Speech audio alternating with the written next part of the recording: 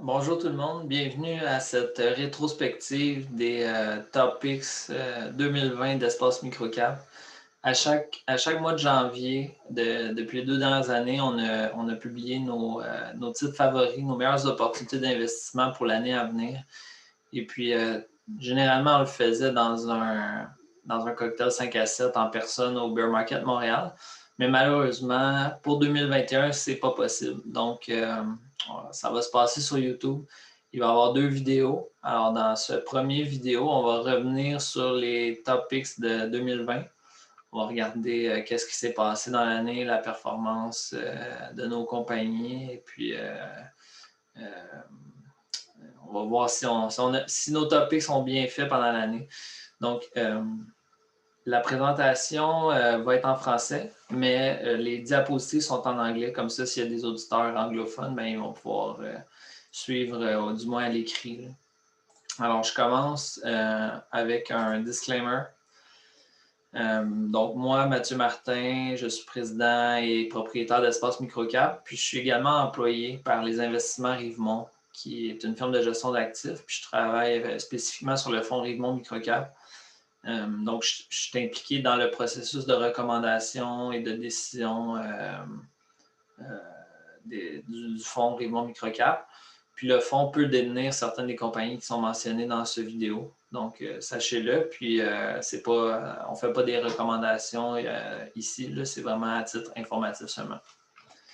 Alors, c'est qui Espace Microcap? Ben, c'est un blog, c'est le seul blog en fait sur l'investissement dans les microcaps qui est en français. Ça a été fondé en 2014, puis le but c'était, et c'est toujours, de partager du contenu éducatif, aider les gens à apprendre sur les microcaps et à investir par eux-mêmes, puis aussi de partager des idées d'investissement. Donc, nos meilleures idées d'investissement, on essaie de les partager avec la communauté. Et puis, ben, cette communauté-là, justement, elle a grossi au fil des années. Maintenant, on est plus de 400 membres inscrits sur le forum Espace Microcap. Donc, tous des gens passionnés qui partagent leurs idées et des stratégies de portefeuille. Donc, je vous invite à vous joindre dans la communauté si jamais vous n'êtes pas membre. Donc, pour 2020, notre thèse d'investissement chez Espace Microcap, ben, c'était on voulait miser beaucoup sur le modèle SaaS, le modèle Software as a Service. On pensait que c'était un modèle d'affaires qui était très, très, très performant, qui allait bien faire en 2020, peu importe les conditions de marché. Et puis, ben, je vous explique pourquoi, en fait, on aime ce modèle-là. Ben, première des choses, souvent, c'est des logiciels. Les compagnies qui commercialisent sur un modèle SaaS, souvent, ils vendent un logiciel qui est essentiel, qui est critique pour leurs clients. Ensuite de ça, bon, les clients qui voudraient changer, qui voudraient peut-être aller chez un compétiteur ou arrêter d'utiliser ces logiciels-là, ben souvent, c'est difficile. Ça peut impliquer beaucoup de coûts en termes, autant d'argent qu'en termes de temps, parce que souvent, c'est des logiciels qui sont vraiment intégrés dans les processus des entreprises. Donc, ça fait que le taux de désistement est assez bas. Ensuite, ben, les revenus sont prévisibles. C'est des revenus récurrents, souvent facturés mensuellement ou annuellement. Donc, c'est plus facile pour ces compagnies-là de prévoir à l'avance, de savoir combien d'argent va rentrer dans les coffres de l'entreprise cette année-là parce qu'ils ont déjà des contrats de nature récurrente. Puis ensuite de ça, en dernier lieu, bien souvent, ces logiciels-là, c'est une petite partie de la structure de coût total des clients, des entreprises. Donc, si ça coûte pas cher, bien pourquoi ces entreprises-là s'en passeraient? Donc, ça fait que les revenus encore là, bon, sont super prévisibles à long terme là, parce que les clients restent clients pendant longtemps. Puis le résultat de tout ça, ces 4 points-là, ben, ça fait que les revenus des compagnies SaaS sont de haute qualité, encore là, je le répète, sont prévisibles, mais sont aussi résilients. En tout cas, nous, notre thèse d'investissement, c'était que ça allait être résilient, peu importe les conditions économiques, peu importe les conditions de marché pour l'année 2020. Fait que c'est pour ça qu'on voyait peut-être une surperformance pour les compagnies qui ont adopté un modèle comme ça. Alors, j'arrive finalement à nos top picks, nos titres favoris pour 2020. On en avait profilé 5, je vous les montre. Bon, ça a été. Il y a eu évidemment des gagnants, des perdants. Le titre qui a le mieux performé, c'est InTouch Insight, qui a fait 47% de rendement. InTouch, c'est une compagnie qui offre des services de clients mystères et d'audit pour toutes sortes d'entreprises, mais beaucoup du commerce de détail, des restaurants, des dépanneurs. Donc, ça a été, disons qu'ils ont été quand même assez durement touchés par la pandémie de la COVID-19, principalement au début, là, quand il y a eu des confinements assez généralisés, puis que les commerces non essentiels étaient fermés. Mais malgré tout, ils ont réussi à bien tirer leur épingle du jeu. Ils ont obtenu certaines subventions gouvernementales, c'est sûr, là, donc ça leur a permis de rester profitables, malgré une forte diminution de leurs revenus. Et puis, ils semblent bien s'en sortir là, maintenant que les commerces ont recommencé à opérer. Donc, le marché, je pense, a reconnu la stabilité, la résilience d'InTouch au travers de cette crise-là. Après ça, bon, il y a eu trois entreprises, Riwi, Acru et Namesys, qui s'en sont bien sorties. Les trois compagnies ont continué de croître leurs revenus. Donc, il n'y a pas eu d'impact vraiment majeur de la COVID-19 sur ces entreprises-là. Mais malgré tout, bon, ça a été une année quand même, disons, tranquille au niveau des rendements. Là, plus 16, plus 15, moins 15. Bon, ça n'a pas bougé beaucoup.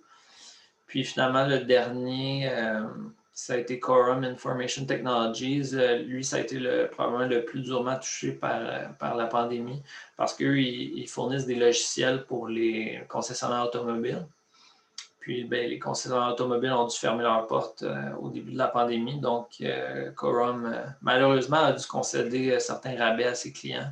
Alors, malgré le modèle SaaS qui est récurrent, qui est prévisible, Quorum a été affecté, a dû couper ses revenus pendant une certaine période de temps. Et même si là, maintenant les choses sont revenues plus à la normale, le titre n'a pas vraiment récupéré encore là, de la descente qu'il y a eu pendant l'année.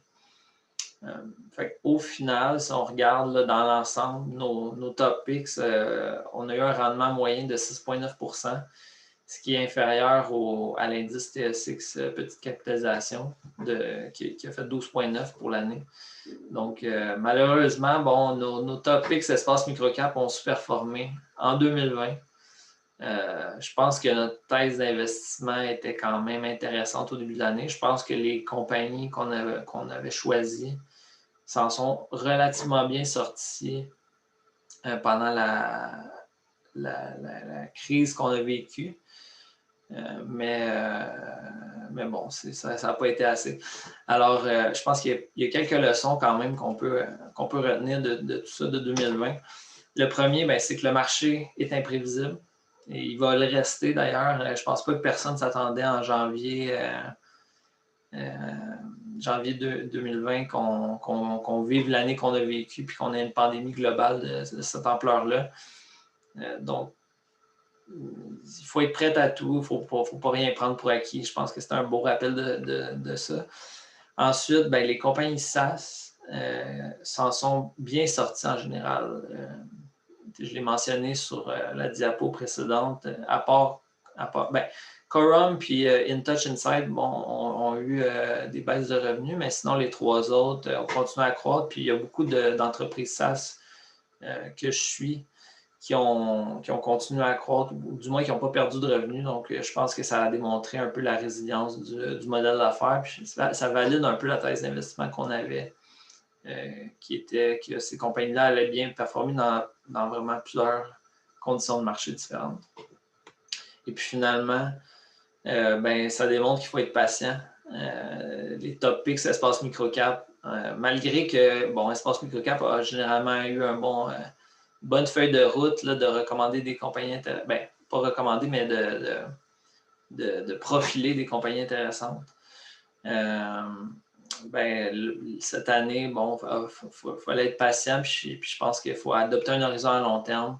Je pense que les compagnies qui ont été profilées en 2020 vont quand même bien s'en sortir à long terme, là. Donc, il faut voir ça sur plusieurs années, l'investissement dans les microcaps. Et puis en terminant, je vous annonce il va y avoir des topics en 2021 aussi. Je vais les publier dans un deuxième vidéo qui va être disponible sur YouTube la semaine prochaine. Donc lundi, le 18 janvier à 4 heures. La vidéo va être mise en ligne sur YouTube. Alors je vous invite à continuer de nous suivre, soit sur les réseaux sociaux, sur le forum, ou même vous pouvez directement vous abonner à la chaîne YouTube d'Espace Microcap. Puis comme ça, vous allez être sûr de ne pas manquer nos choix pour l'année 2021. Alors, on se reparle bientôt, puis d'ici là, je vous souhaite du succès dans vos investissements, puis une bonne année 2021.